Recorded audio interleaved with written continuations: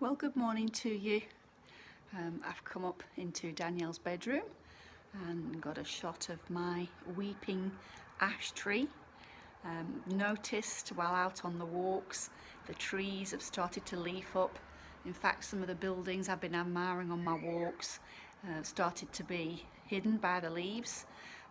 This tree that we have in the garden, it's a very late leafer, and so I've just noticed bits of it have started to leaf up, but it takes till probably the end of May, early June before it leaves up fully. So I thought I'd just give you a show there and turn the camera back round. Now I'm going to apologise that I've got sunglasses on. I've got a headache. I've had it since last night, and I would say probably it's a migraine. So don the sunglasses, and I'm just hoping that I get rid of it by the end of today. I just feel so sick, as you probably understand if you've had migraines before. So not particularly attractive sunglasses, but it certainly cuts down the amount of light. So what have I got for you today? The King of Nations, Melekh, HaGoyim. I think we're back to the Hebrew words now, and they're no easier than the Greek ones either. I'm reading from Jeremiah 10:7. Do bear with me. Yes, that's correct. Okay. You who fear not, King of Nations, this is your this is your due among all the wise leaders of the nations and all their kingdoms. There is none like you. There we go. Sabotage by the cat. There we go. Come out here to get a little bit of peace and quiet, and then the cat disrupts your video. But there we go. I'll keep the bloopers in. Moses, we've talked about him, witnessed lots of defeats from his enemies, and the Hebrew people celebrated their victory and God in recognition that he was the one who saved his nation, and he was the king of the Hebrews, and he was king over all. And then many generations later, Jeremiah, he watched as the nation of Israel fell, and he was torn with grief. He was known as the weeping prophet.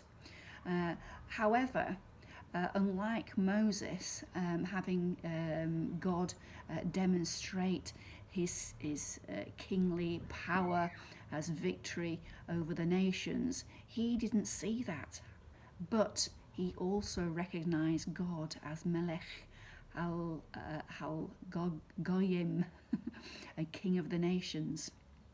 You see, it was easy for Moses to herald God as king, but hard for Jeremiah, because he didn't witness many victories. And even when things look bleak and life in our life at the moment, we're living in this present situation, and the country perhaps maybe turns from God, which I would say most people have today, or maybe when nations are threatened with war, God still is on his throne no matter what. We can put our confidence in him as king, just like Jeremiah did. God chose Abraham and promised that he will bless his descendants through him. But since the beginning, he has been reigning and ruling over all individuals, all families and all groups, not just the Jews, okay? And all the countries that can be included, and even those who have tried to close the borders to him and shut him out. We've just been studying Revelation, and if you get into Revelation 15:3, it mentions the final episode as God the King reigns over the nations, the storyline pans out that as the world draws close to the end and this evil life approaches the end, and the final chapter of what's to come will be when God rules and he's declared the winner, and it's the last one standing, and he will be then known to all the world as the King of the nations. Well, I hope that's been encouraging for you.